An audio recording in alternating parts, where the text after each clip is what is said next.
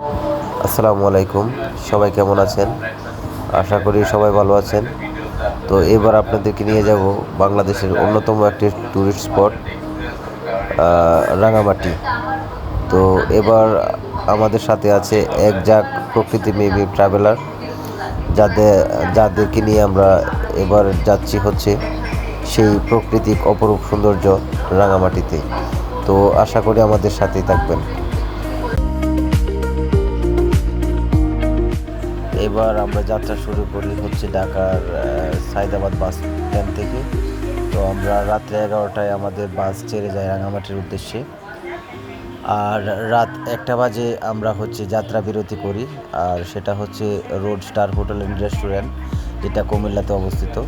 তো আমরা সেখান থেকে সবাই রাতের খাবার শেষ করে আমরা 2টার দিকে আবার রওনা করি হচ্ছে রাঙামাটির উদ্দেশ্যে।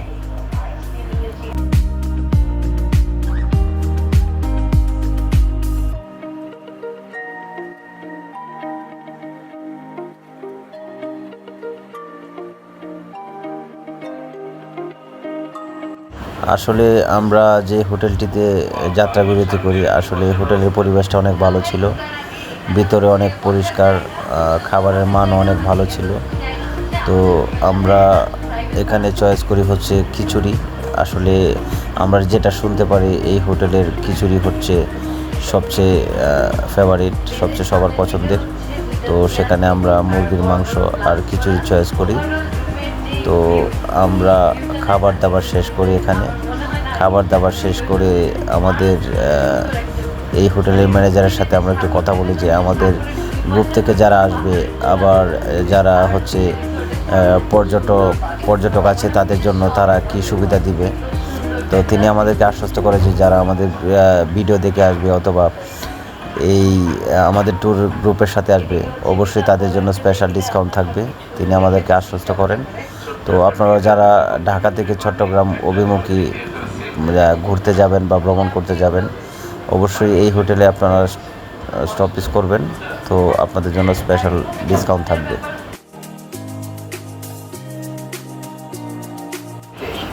আমরা সকাল 6:30 বাজে রাঙামাটিতে পৌঁছে যাই। তো মোটামুটি আমরা সবাই 7টার আগেই শহীদ মিনার চত্বরে পৌঁছে যাই। তো শহীদ মিনার চত্বরে আমরা সবাই নেমে পড়ি বাস থেকে। এখানে আমাদের জন্য অপেক্ষা করছিল আমাদের সারাদিন ঘোরার জন্য যে ট্রলার, সেই ট্রলার আমাদের জন্য অপেক্ষা করছিল সেখানে। তো আমরা এই শহীদ মিনার চত্বরে কিছুটা সময় অপেক্ষা করি এবং ফটো সেশন করি। তো সেখান থেকে আমরা রওনা করি হচ্ছে সেই ট্রলারের উদ্দেশ্যে। তো আমাদের ফুল রাঙামাটির ভ্রমণ গাইড শুনুন আমাদের হোস্টের কাছে। শুভ সকাল, আমরা চলে আসছি রাঙ্গামাটিতে এবং আপনারা দেখছেন যে পেছনে রয়েছে কাপ্তাই লেক, যেটা বাংলাদেশের সবচেয়ে মিঠা পানির কৃত্রিম লেক, যেটাকে কেন্দ্র করে মূলত রাঙ্গামাটি জেলা এবং এই রাঙ্গামাটি জেলার প্রায় 1/3 জায়গা জুড়েই এই কাপ্তাই লেক। হ্যাঁ, এটা কিন্তু কৃত্রিমভাবে গড়ে তোলা হয়েছে কাপ্তাই লেক। এবং এখনকার মতো আমরা যে শহীদ মিনার ভিউ পয়েন্ট, যেটা রাঙ্গামাটি জেলার কেন্দ্রীয় শহীদ মিনার, এবং এইটাও একটা পয়েন্ট। এখান থেকে কাপ্তাই লেকটা খুবই চমৎকার লাগে, নয়নাভিরাম লাগে। আমরা আজকের মতো রাঙ্গামাটিতে আছি এবং ঘুরবো ফিরবো, দেখবো কোথায় কী আছে এবং আপনাদেরকে দেখাবো। অবশ্যই রাঙ্গামাটি সব কিছু দেখতে শুনতে আমাদের সাথে থাকুন। অবশ্যই আপনারা ট্রাভেল উইথ উমরের সাথে থাকবেন, ঠিক আছে?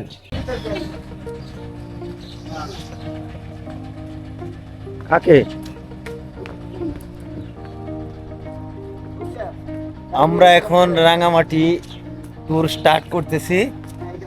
তো এখান থেকে আমরা রাঙামাটি জার্নিটা শুরু করতেছি আজকের মতো।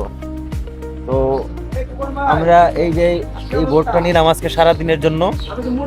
তো সবাই আমাদের সাথে থাকবেন, আমরা পুরো কাপ্তাই লেকটা ঘুরে দেখব। তো আপনাদেরকেও দেখানোর চেষ্টা করব।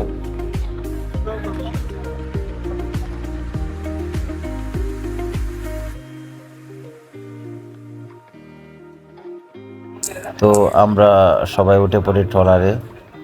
আর আমাদের গন্তব্য ছিল আমাদের এই কাপ্তাই লেকের আশেপাশে যেসব টুরিস্ট স্পটগুলো, এই সবগুলা টুরিস্ট স্পট দেখার উদ্দেশ্য। তো যেহেতু 7টা বেজে যায় আমাদের ট্রলারে উঠতে, তো আমাদের নাস্তা করতে হবে। তাই আমরা চলে যাই হচ্ছে ইয়ারিং রেস্টুরেন্ট, যেটা হচ্ছে একটা দ্বীপের মধ্যে অবস্থিত। তো কাপ্তাই লেকের বুকে কিছুটা জায়গা নিয়ে অবস্থিত ইয়ারিং রেস্টুরেন্ট, সেটা হচ্ছে মালদ্বীপের মতো। তো চারপাশে পানি আর মধ্যে হচ্ছে রেস্টুরেন্ট। তো আমরা চলে যাই হচ্ছে সেই রেস্টুরেন্টে, আর সেখানে আমাদের জন্য রেডি করা ছিল হচ্ছে খিচুড়ি, ডিম খিচুড়ি। তো আমরা সেখান থেকে নাস্তা করে ডিম খিচুড়ি খাওয়ার পরে আমরা আমাদের আবার ভ্রমণ শুরু হয়। তো আমাদের পরবর্তী গন্তব্য হয় আদিবাসী গ্রাম, স্বর্ণ মন্দির আর সুবলং ঝর্ণা। তো আমাদের সাথেই থাকুন আর উপভোগ করুন। আমরা এখন কিন্তু চলে আসছি, আপনারা দেখছেন যে কাপ্তাই লেক ধরে আমরা রাঙ্গামাটি শহরের যে শহীদ মিনার ভিউ পয়েন্ট আছে সেখান থেকে আমরা কিন্তু নৌকা নিয়ে চলে আসছি। আমরা এখনকার মতো কিন্তু আমরা নাস্তা করতে চলে আসবো। আমি লাফ দিলাম, হ্যাঁ আমি লাফ দিয়ে নেমে গেলাম। দেখছেন আমাদের টুরিস্ট এক এক করে নামছে, আপনারা দেখেন যে এক এক করে আমাদের টুরিস্টরা লাফ দিয়ে নামছে। তারা মূলত এখানে আমরা চারিপাশে পানি, এবং এখানে আপনার দেখাচ্ছি যে এখানে একটা রেস্টুরেন্ট যেটা মূলত চারিপাশে পানি এবং একটা ছোট পাহাড়ের মাঝে এই রেস্টুরেন্টটা, যেটাতে আমরা মূলত রাঙ্গামাটিতে আসলে সবসময় খাবার দাবার করে থাকি, ইয়ারিং রেস্টুরেন্ট। এবং এখনকার মতো আমরা ব্রেকফাস্ট করবো এখানে।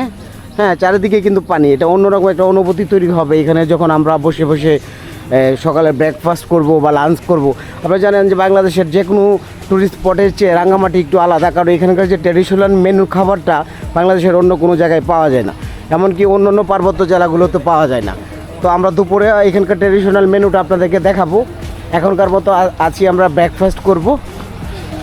এই হলো রেস্টুরেন্ট, চমৎকার একটা পরিবেশ, গাছগাছালিতে অনেক রকমের এখানে গাছগাছালি রয়েছে, ফল ফলাদির গাছ, এবং দারুণ একটা শান্ত শিবির পরিবেশ এখানে ব্রেকফাস্ট করার জন্য।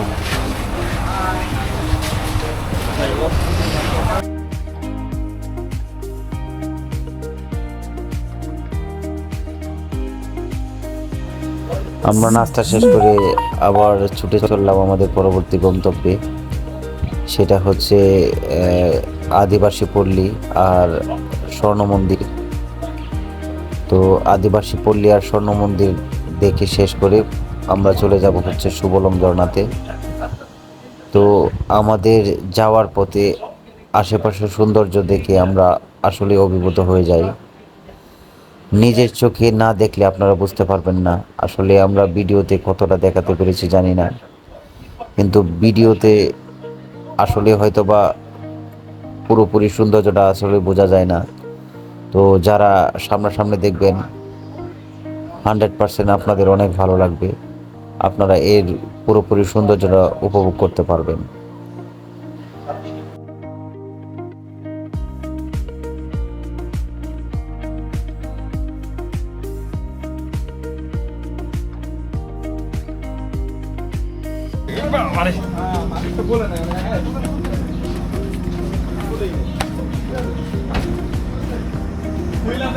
ভাই এখন আমরা কোথায় আসছি?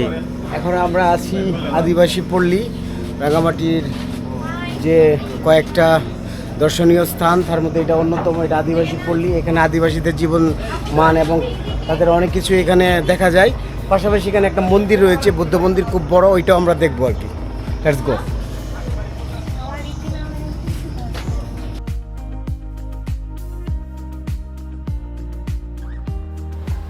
আমরা যতই সামনে যাচ্ছিলাম আমরা আশেপাশে যে দোকানগুলো, সেই দোকানের যে সব জিনিসপত্র, আদিবাসীদের তৈরি করা জিনিসপত্র আসলে অনেক সুন্দর লাগছিল। তো আপনারা যারা রাঙামাটি বেড়াতে আসবেন অবশ্যই এই আদিবাসী যে বাজার সেখান থেকে কিছু হলেও কেনার চেষ্টা করবেন, কারণ আসলে ওনারা আমাদের অপেক্ষায় বসে থাকে যে পর্যটক কখন আসবে, কখন ওনাদের যে বাজার সেখানে কেনাকাটা করবেন। তো ওনাদের জীবিকা নির্বাহ করে একমাত্র পর্যটকের জন্যই। এখানে আসলে আশেপাশে কোনো ঘর বাড়ি বা কোনো ফ্যামিলি সেরকম নেই, তো আমাদের উপর ডিপেন্ড করে তারা। তো আপনারা যারা আসবেন ঘুরতে অবশ্যই চেষ্টা করবেন কোনো না কোনো কিছু কেনার জন্য। আর আসলে ওনাদের তৈরি করা জিনিসগুলা মোটামুটি ভালো এবং দেখতেও সুন্দর। তো আশা করি আপনারা কেনার চেষ্টা করবেন। তো আমরা আদিবাসী বাজার ঘুরে দেখার পরে এখান থেকে চা খেলাম। চা খাওয়ার পরে আমরা হাঁটা শুরু করলাম স্বর্ণ মন্দির দেখার উদ্দেশ্যে। তো অনেকটা পথ আমাদেরকে উপরে উঠতে হয়েছে। তো আমাদের অনেকটা ট্রেকিং করার পরে, অনেকটা কষ্ট করার পরে আমরা স্বর্ণ মন্দিরের দিকে এগিয়ে যাচ্ছিলাম। তো স্বর্ণ মন্দির যাওয়ার আগে আমরা এখানকার যে দেখাশোনা করে, যে স্বর্ণ মন্দিরের দায়িত্বে যে আছে, তার বাড়ি দেখতে পাই। তো সেখান থেকে আমরা আরও কিছু দূর সামনে এগুলেই আমরা স্বর্ণ মন্দিরের কাছে পৌঁছে যাই। তো আসলে এটা অনেকটা বড় ছিল, যা আমরা দূরে থেকেও এটাকে দেখতে পাচ্ছিলাম। তো এটার কালারটা মোটামুটি সোনার মতোই। তো সে কারণেই এটাকে স্বর্ণ মন্দির বলা হয়।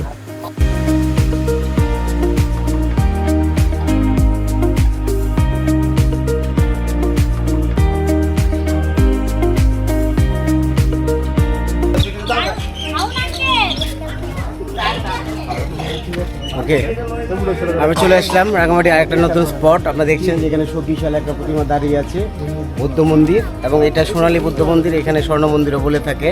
এটা চারপাশেরও কাপ্তাই লেক, এবং কাপ্তাই লেকের মাঝখানে এই মন্দিরটা অবস্থিত। এবং যারা এই রাঙামাটিতে আসে, বিশেষ করে কাপ্তাই লেক কেন্দ্রিক ট্যুরে যারা আসে, তারা অবশ্যই এখানে আসে এবং এখানকার এই সৌন্দর্যটা উপভোগ করে যায়। তো আপনারা যারা রাঙামাটিতে আসবেন, আমাদের ব্লগ দেখতে পারেন। তাছাড়া অন্য ব্লগগুলো গেটে গুটে আপনারা যা পাবেন, এটা কিন্তু পাবেন, এবং এটা কিন্তু অবশ্যই আপনারা মিস করবেন না, দেখে যাবেন। সুবিশাল এই বন্দোবস্তিটা।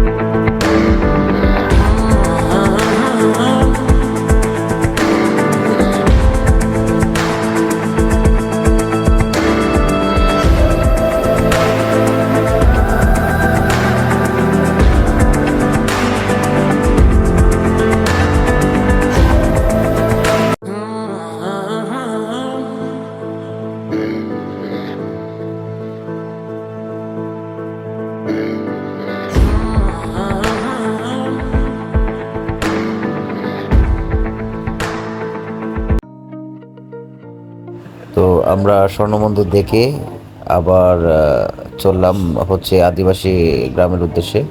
তো আমরা আদিবাসী গ্রামে গিয়ে কিছু খাওয়ার চেষ্টা করি। সেখানে যাওয়ার পরে আমরা পাহাড়ি জাম্বুরা দেখতে পাই। তো আমরা একটা পাহাড়ি জাম্বুরা কেনার পরে আমরা জাম্বুরা খেতে খেতে আবার ছুটে চললাম আমাদের পরবর্তী গন্তব্য, যেটা সুবলং ঝর্ণা। তো আমাদের সাথে থাকবেন, চলেন আমরা সুবলং ঝর্ণা থেকে ঘুরে আসি।